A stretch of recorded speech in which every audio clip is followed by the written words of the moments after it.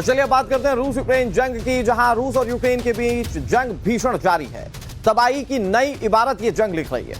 10 महीने से विनाश लीला का वो चैप्टर तैयार हो रहा है जिसे सदियों तक शायद नहीं भुलाया जा सकेगा। लेकिन शायद ये भी अभी काफी नहीं है। अभी इस वॉर में कई ट्विस्ट और टर्न्स आना बाकी हैं। एक तरफ दुनिया का दिल इस बात से दहला हुआ है कि कहीं रूस यूक्रेन की लड़ाई वर्ल्ड वॉर 3 में तब्दील ना हो जाए, किसी तरह से इस लड़ाई को रोका जाए, इस बात की सोच पूरी दुनिया रखती है। तबाही की दास्तान को खत्म किए जाने की बात पूरी दुनिया सोच रही है। दूसरी तरफ नाटो देशों के नेताओं की तरफ से ऐसे भड़काऊ बयान सामने आ रहे हैं जो सीधे सीधे न्यूक्लियर स्ट्राइक को न्योता दे रहे हैं।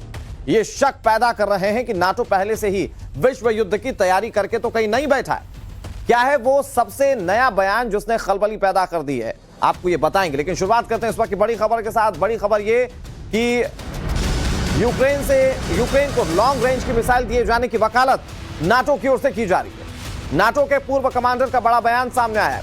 हथियारों की सप्लाई के नियम बदलने चाहिए। फिलिप ब्रीडलोव ने नाटो देशों को नसीहत दी है।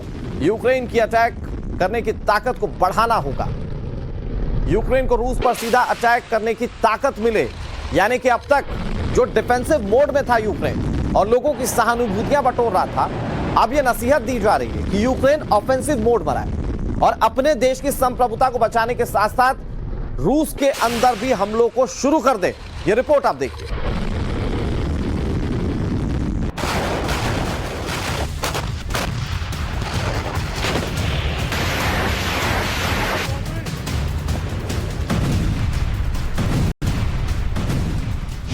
कीव टू क्रेमलिन, नाटो का मिशन।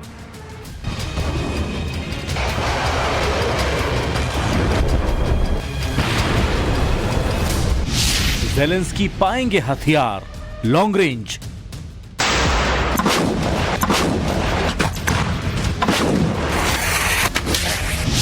महायुद्ध में टारगेट किलिंग का डेंजर। रूस और यूक्रेन के बीच 10 महीने से चल रही जंग क्या वर्ल्ड वॉर में बदलने वाली है?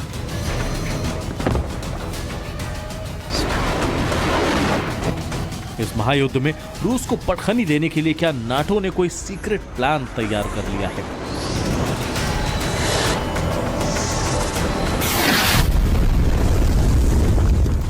ये सवाल इसलिए उठ रहे हैं क्योंकि जो बारूद अब तक यूक्रेन के अंदर तबाही मचा रहा है, उस बारूद को अब रूस के भीतर पहुंचाने की भी बात हो रही है।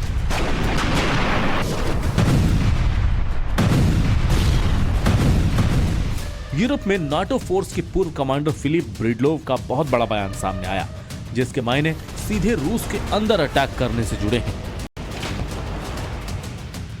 फिलिप ब्रीडलोव ने यूक्रेन को ऐसे हथियारों की सप्लाई की वकालत की है जो सीधे रूस के अंदर घुसकर तबाही मचा सकें।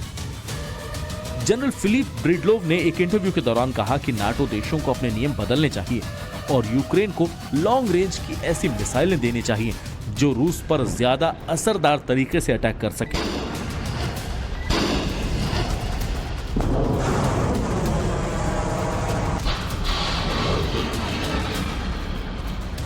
एक तरफ दुनिया वर्ल्ड वॉर के मुहाने पर खड़ी है तो दूसरी तरफ यूक्रेन को लंबी दूरी की मिसाइलें सप्लाई करने की वकालत हो रही है।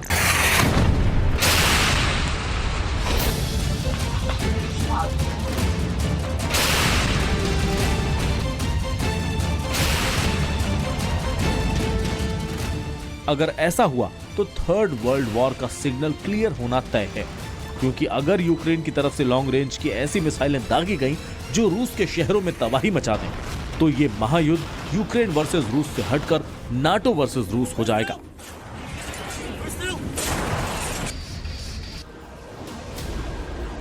बीते 10 महीनों से चल रही जंग में पुतिन के विध्वंसक हथियार यूक्रेन में तबाही की दास्तान लिख रहे हैं।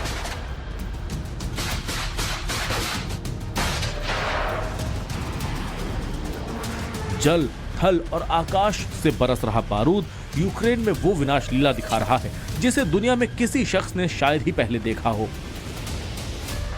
लेकिन वॉर जोन में मुकाबला एक तरफा नहीं, यूक्रेन भी रूस की सेना पर जबरदस्त पलटवार कर रहा है। दोस्त देशों से मिले हथियारों के दम पर फरवरी में शुरू हुई इस जंग में यूक्रेन अभी तक टिका हुआ है, वो भी मजबूती के साथ।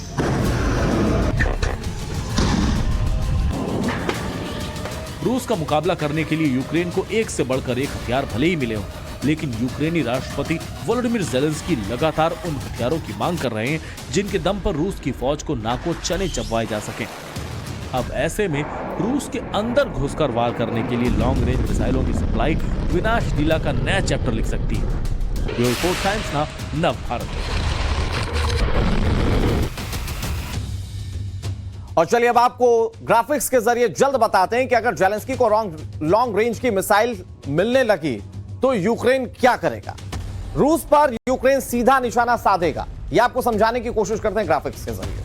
रूस पर यूक्रेन सीधा निशाना साधेगा, यानी कि अभी तक जो कीव पर मिसाइलें गिर रही हैं या यूक्रेन के अलग अलग ठिकानों पर मिसाइलें गिर रही हैं, हो सकता है कि अब वो मॉस्को में गिरे या फिर दूसरे रूस के इलाकों में गिरे। रूसी इंफ्रास्ट्रक्चर पर अटैक को यूक्रेन बढ़ाएगा, क्योंकि खुद जेलेंस्की ये कह चुके हैं कि यूक्रेन के इंफ्रास्ट्रक्चर को तबाह कर चुके हैं पुतिन। स्ट्रेटेजिक कमांड पोस्ट को तबाह करेगा, यानी कि जहां से स्ट्रेटेजीज बन रही हैं उन हिस्सों पर हमले किए जाएंगे यूक्रेन की ओर से। अगर ये लॉन्ग रेंज की मिसाइलें मिलती हैं यूक्रेन को, तो सैन्य ठिकानों को नस्तनाबूद कर देगा। वो सैन्य ठिकाने जहां पर तमाम सैन्य साजो सामान रखे हुए हैं जो रूस को वॉर में मदद कर रहे हैं। रूस के कई शहरों में तबाही मच जाएगी। अब तक जो तबाही की तस्वीरें आप यूक्रेन में देख रहे हैं, वैसी तस्वीरें आपको रूस में भी देखने को मिलेंगी। पुतिन के बंकर को निशाना बनाने की कोशिश की जाएगी। कहा जाता है पुतिन एक बहुत सेफ और सिक्योर बंकर में रहते हैं, तो उसे निशाना बनाने की कोशिश भी उस लॉन्ग रेंज की मिसाइल से किया जाएगा। लेकिन अब आपको बहुत जल्दी से बताते हैं कि नाटो का जो प्लान है उससे कैसे महातबाही मचने वाली है, इसका इंपैक्ट क्या होगा वो समझिए। रूस और यूक्रेन की युद्ध की तस्वीर पूरी तरह से बदल जाएगी अगर नाटो देशों ने सीधे हथियार सप्लाई करना शुरू कर दिया, लॉन्ग रेंज की मिसाइल अगर दे दी तो। महायुद्ध नाटो वर्सेस रूस में तब्दील हो जाएगा, यानी कि नाटो के 30 देश और उधर की तरफ से अगर आप देखें तो रशिया एक तरफा। वर्ल्ड वॉर 3 की शुरुआत हो जाएगी, क्योंकि ऐसा नहीं है कि सिर्फ रशिया अकेले है, कई देश रशिया के साथ भी खड़े हैं। तो ये पूरा विश्व जो है वो दो धड़ों में बढ़ जाएगा और वर्ल्ड वॉर 3 की पूरी सूरत जो है वो सामने आ जाएगी। परमाणु हमले के आसार और ज्यादा बढ़ जाएंगे अगर रशिया के अंदर हमले करना शुरू कर देता है यूक्रेन। कोई भी देश न्यूक्लियर स्ट्राइक कर सकता है, क्योंकि कोई नियम तो रह नहीं जाएंगे। तो ऐसे में न्यूक्लियर स्ट्राइक की जो संभावनाएं हैं, आशंकाएं, वो काफी ज्यादा बढ़ जाएंगी। और इसीलिए जो अभी इस वक्त नाटो की ओर से या नाटो के जो पूर्व प्रतिनिधि थे उनकी ओर से जो बयान सामने आया, वो कई सारी आशंकाओं को पैदा करता है। और हमारे साथ इस पूरे मामले को समझाने के लिए दो बेहद खास मेहमान जुड़ गए। लेफ्टिनेंट जनरल संजय कुलकर्णी जी हमारे साथ जुड़ गए बतौर डिफेंस एक्सपर्ट। हमारे साथ कर्नल आरएसएन सिंह जुड़ गए बतौर डिफेंस एक्सपर्ट। आप दोनों का स्वागत करते हुए संजय कुलकर्णी साहब, नाटो के जो प्रतिनिधि, पूर्व प्रतिनिधि है, वो ये कह रहे हैं कि लॉन्ग रेंज की मिसाइलें मिलनी चाहिए। हमने इंपैक्ट अपने दर्शकों को बताया कि अगर मिसाइलें मिल गई तो इंपैक्ट क्या हो सकता है। आप वॉर की सूरत क्या देखते हैं अगर हम फर्ज कर लें कि नाटो के देश लॉन्ग रेंज की मिसाइलें यूक्रेन को दे देते हैं तो? अनुराग, धन्यवाद। सबसे पहले देखिएगा कि ये युद्ध जो है तकरीबन 300 दिन तक खींच चुका है और ऐसे हालात में भी आप देखते हैं कि अमेरिका कितना भी कहे, चाहे वो हिमार्स हो, चाहे मल्टी बैरल रॉकेट लॉन्चर्स हो या फिर उसको भी पैट्रियट मिसाइल्स मिलेंगे, उनका जो रेंज है रिस्ट्रिक्टेड है। इसी मकसद से है कि युद्ध जो है वो सीमित रहे। कोई भी नहीं चाहेगा कि युद्ध जो है ऐसा भयानक रूप ले ले जिसके ऊपर कंट्रोल नहीं होगा, नंबर 1। नंबर 2, जो हम लोग कह रहे हैं कि नाटो वर्सेस, अभी भी अगर हम आप देखें तो जो सैनिक हैं या जो भी लोग लड़ रहे हैं, चाहे वो मर्सिनरीज हैं, वो यूक्रेन में हैं और यूक्रेनी अधिकतर जो संख्या है वो यूक्रेनियन इक्विपमेंट जो है वो बाहर से आ रहा है, यानी कि एक तरीके का proxy war on behalf of America या on behalf of total NATO, जिसमें अमेरिका शामिल। ये यूक्रेन के लोग और इक्विपमेंट इनका, यूक्रेन अकेला नहीं लड़ रहा है और यूक्रेन के तकरीबन आप देखें 10 मिलियन लोग डिस्प्लेस हो चुके हैं। तकरीबन मैं कहूंगा कि 1 मिलियन लोग तो मर गए होंगे, चाहे कितना भी प्रोपेगेंडा कर ले, कितने भी बताने की कोशिश कर ले, जिस तरीके से तबाही हो रखी है यूक्रेन के अंदर, तो पता चल जाता है कि ये जो युद्ध है सीमित रहने की कोशिश। लेकिन इसके बावजूद जिस प्रकार से जेलेंस्की को यूएस के अंदर एक तरीके से एक हीरो के तौर पर देखा गया है, जिस प्रकार से बाइडेन के साथ खड़े हैं, जिस प्रकार से हाउस ऑफ रिप्रेजेंटेटिव में उनको जबरदस्त एक तरीके से मैं कहूंगा स्टैंडिंग ओवेशन मिला है, ऐसे हालात में जब पुतिन अब कहने की सोच रहे हैं और उन्होंने इस बात का जिक्र किया है कि वॉर, वो हमेशा इसको कहते आए हैं स्पेशल ऑपरेशन, और स्पेशल ऑपरेशन से हट करके पुतिन का ये कहना कि लड़ाई वो नहीं चाहते, वो एक तरीके से शांति चाहते हैं। यानी कि पुतिन का शांति की ओर रुख, जिस प्रकार से मैक्रोन अपने प्रधानमंत्री मोदी जी बार बार बात कर रहे हैं, और ऐसे को देखते हुए मुझे लग रहा है कि कौन चाहता है युद्ध को खींचना, क्योंकि जो यूरोप है उसने अपने आप की जो एनर्जी रिसोर्सेज है, एनर्जी जिनकी उसकी रिक्वायरमेंट है, उसका पूरा इस सर्दी के लिए तो उन्होंने केटर करके रखा हुआ है, तो उनको कोई चिंता नहीं है। उसके बाद चिंता है आरएसएन सिंह सर, एक बहुत बड़ा सवाल ये भी खड़ा होता है कि क्या नाटो के जो पूर्व प्रतिनिधि इस वक्त जो सजेशंस दे रहे हैं, कहीं ऐसा तो नहीं कि नाटो उसे पहले ही इंप्लीमेंट कर चुका? क्योंकि इससे पहले हमने देखा 3 बड़े ऐसे मौके रहे जब रशिया के अंदर बड़े हमले हुए और रूस ये आरोप लगा रहा था कि यूक्रेन की ओर से हमले किए गए, चाहे वो फिर वो पुल पर हमला हो, चाहे वो एयरबेस पर हमला हो, 700 किलोमीटर अंदर घुसकर हमला करना हो। पहली बात तो पिछले बार भी मैंने आपको कहा था, कृपया मेरे नाम के साथ ये कर्नल और रिटायर्ड ये मत इस्तेमाल कीजिए। ऐसा लगता है कि मुझे कुछ करने को नहीं था तो आपके पास मैं आके बैठ गया। सर मैं आपसे एक बार फिर से क्षमा मांगता हूं, ये कोई टेक्निकल त्रुटि हो सकती है, मैं क्षमा मांगता हूं। हाँ, बाकी मैं कह रहा था कि कल जो, अगर आप पुतिन का बयान जो है अगर आप बड़े ध्यान से पढ़ें, तमाम अमेरिका के अखबारों में भी इसका जिक्र आया है, लेकिन आप उसको बड़े ध्यान से इसका विश्लेषण करें। वो कहते हैं कि हम मिलिट्री कॉन्फ्लिक्ट के चक्कर को हम चलाना नहीं चाहते, उसके व्हील को चलाना नहीं चाहते हैं। हम इस युद्ध को जल्द से जल्द खत्म करना चाहते हैं। ये अपने आप में एक बहुत बड़ा स्टेटमेंट है। यानी कि उनका कहना है कि जिसको अभी तक वो स्पेशल ऑपरेशंस कह रहे थे, या कुछ लोग इसको कॉन्फ्लिक्ट कर रहे थे, कॉन्फ्लिक्ट का मतलब है लड़ाई झड़प संघर्ष, कहता है ये उससे कहीं ज्यादा है। उन्होंने इस बात को कहा ये युद्ध है, और एक तरफ से उन्होंने संकेत दिया है कि ये युद्ध केवल रूस और यूक्रेन के बीच में कोई झड़प या लड़ाई नहीं, एक युद्ध है जो यूक्रेन के साथ अप्रत्यक्ष रूप से और भी जो ऐसी ताकतें हैं वो खड़ी हैं। फिर वो क्या कहते हैं कि हम इस युद्ध को जल्द से जल्द खत्म करना चाहते हैं। फिर उन्होंने इस बात पर जोर दिया, और एक और बात कही उन्होंने कि आखिर में तो सब कुछ नेगोशिएशन, कूटनीतिक बातचीत से ही सॉल्व होता है कोई भी युद्ध। तो उन्होंने सब कुछ, अपने पूरे कार्ड्स उन्होंने खोल दिए हैं कि अब वो इसको एक युद्ध मानते हैं। क्या ये रशिया के लिए एक बैकफुट वाली जो स्ट्रेटेजी है वो मानी जाए? इस पर सब बातचीत जरूर होती रहेगी। संजय कुलकर्णी सर से भी मैं समझने की कोशिश करूंगा, लेकिन एक बहुत छोटे से ब्रेक के लिए रुक रहे हैं। ये कवरेज लगातार टाइम्स नाउ नवभारत पर जारी है। पक्की कर ली है, इस बात को लेकर बड़ा खुलासा हो रहा है, जहां पर रूस यूक्रेन जंग के बीच बहुत बड़ा खुलासा सामने आ रहा है, जहां नाटो की वर्ल्ड वॉर की तैयारी पक्की नजर आती है। मल्टीनेशनल बैटल ग्रुप ने वॉर ट्रेनिंग की है। हंगरी के रक्षा मंत्री का बहुत बड़ा बयान सामने आ रहा है, रूस के लिए पूरी तरह से तैयार हैं। जंग की शुरुआत में 4 नए ग्रुप बनाए गए थे। एक ग्रुप का हंगरी में गठन किया गया था, सितंबर में ही पूरी कर ली गई थी वॉर ट्रेनिंग। ग्रुप में यूएस, तुर्की, क्रोएशिया के सैनिक शामिल हैं। अब यही बात कही जा रही है कि शायद नाटो पहले से ही वर्ल्ड वॉर की पक्की तैयारी करके बैठा है, और इसी कड़ी में यूक्रेन को एक के बाद एक हथियारों की खेप भेज रहा है। हमारे साथ 2 बेहद खास मेहमान जुड़े हुए हैं। लेफ्टिनेंट जनरल संजय कुलकर्णी जी हमारे साथ हैं, हमारे साथ आरएसएन सिंह सर हैं। आरएसएन सिंह सर, आपने अपनी बात को उस वक्त पूरा नहीं किया था, लेकिन ये बड़ी खबर है जब हंगरी खुद इस बात को मान रहा है कि एक तरह का ग्रुप तैयार किया गया था कुछ देशों को मिलाकर, जो नाटो के लिए बतौर डिफेंस के रूप में ट्रेनिंग ले रहा था। तो इससे तो स्ट्रेटेजी साफ पता चलती है कि नाटो पहले इस बात का मन बना चुका था कि यूक्रेन अपनी जंग लड़ता रहे, लेकिन हम अपनी तैयारियों को पुख्ता रखेंगे क्योंकि हमें डोमिनेट करना है रशिया को। नहीं, पहले एक पुतिन का बयान आया था कि इस स्पेशल ऑपरेशंस में अगर कोई दखल अंदाजी करता है तो उसे एक्ट ऑफ वॉर माना जाएगा।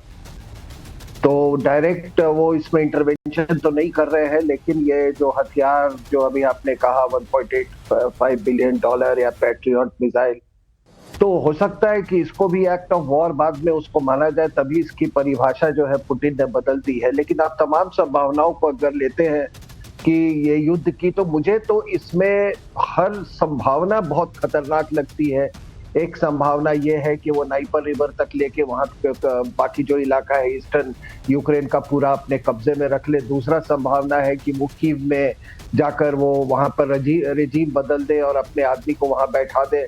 युकनोविच का भी नाम आ रहा है, तो अगर वो होता है तो वहां एक बहुत सारी इंसर्जेंसी शुरू हो जाती है। और तीसरा जो आपने ये सूरत दिया नाटो वर्सेस रशिया, और उसी तरह का एक कर्टन, मान लीजिए कि अगर ईस्टर्न एक पार्ट यूक्रेन का अलग हो जाता है तो फिर वो जो आयरन कर्टन हमने कोल्ड वॉर में देखा था वही एक आयरन कर्टन बन जाता है। तो ये जितनी मैं संभावनाएं देख रहा हूं, मुझे कोई भी संभावना ऐसी नहीं दिख रही है कि इस युद्ध का मतलब जिसका कोई इसका नतीजा, कोई सोल्यूशन निकले, इसका कोई नतीजा निकले।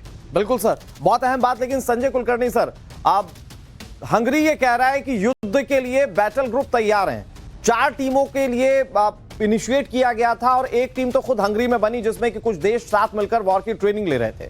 तो इससे तो साफ पता चलता है कि नाटो की मंशा इस युद्ध में यूक्रेन के साथ खड़े रहने की नहीं थी, बल्कि इससे कहीं आगे उसकी मंशा थी कि वो रूस के साथ जंग लड़े यूक्रेन की आड़। अनुराग, इसमें यह है कि जो नाटो है, शुरू से ही पुतिन का मानना यह था कि यूक्रेन जो है वो नाटो का सदस्य नहीं बनना चाहिए। अभी भी आप देखिएगा कि नाटो में भी ईस्ट यूरोपियन कंट्रीज जो बाद में शामिल हुए, उनको अगर इस तरीके से एक्सप्लॉइट करेंगे तो साफ जाहिर हो जाएगा कि किसी भी हालत में पुतिन को बैकफुट की जो हम बात कर रहे हैं, वो बैकफुट पुतिन जानते हैं कि क्या होएगा, पुतिन के दिमाग में क्या चल रहा है शायद कोई भी नहीं जानता होगा। लेकिन एक बात तो बहुत बहुत साफ है कि नाटो कितना भी कर ले, नाटो के बीच में भी दरार पड़ेगी, इसमें कोई शक नहीं। एनर्जी प्राइसेस देखिएगा आप, कीमतें देखिएगा कहां तक पहुंच गई है, रिसेशन देखिएगा कहां तक आ गया है, वहां पे जिस प्रकार से बिजली की किल्लत पड़ी हुई है। आप देखिएगा कि यूके के प्रधानमंत्री एस्टोनिया में अपने जवानों को मिलने के लिए गए हैं। यूके के जो क्रिसमस के सेलिब्रेशन है उसमें बिजली की किस प्रकार से रोक लगाई जा रही है। उसी माफिक यूरोप में देखा जाए जिस प्रकार से बार बार मैक्रोन बात कर रहे हैं पुतिन के साथ, क्या दर्शाता है कि जितना भी कहे यूरोपियन यूनियन जो है, जो नाटो कंट्रीज जो है उसके पास, वो नहीं चाहेंगे कि ये युद्ध खींचे। अगर युद्ध खींचता है किसी भी हालत में तो टोटल नुकसान होगा। अभी युद्ध सिर्फ सीमित है यूक्रेन में, यूक्रेन में तबाही देखिएगा कितनी बची हुई है। टोटल इंफ्रास्ट्रक्चर गया, गैस गया, बिजली की किल्लत, खाने की किल्लत, कुछ भी नहीं होगा। तो सर युद्ध का साफ नजर आता है, लेकिन नाटो की मंशा या नाटो की ओर से जो इंडिकेशंस दिए जा रहे हैं, शायद वो इस और ज्यादा इशारा कर रहे हैं कि वर्ल्ड अब 2 धड़ों में बढ़ जाए और वर्ल्ड वॉर 3 की शुरुआत हो जाए। बहुत शुक्रिया सर आप दोनों का हमारे साथ जुड़ने के लिए और पूरी बातचीत में शामिल होने के लिए।